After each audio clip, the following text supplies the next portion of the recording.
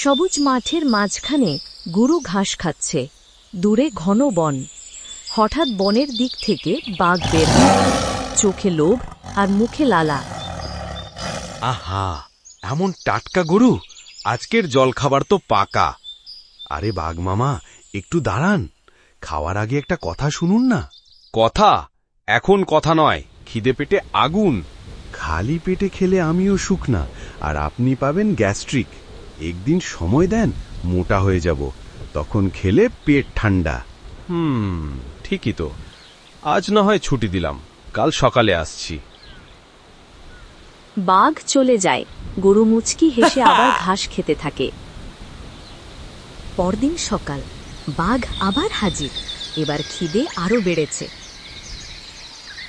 এই যে, মোটা হয়েছিস বুঝি? চল এবার। বাঘ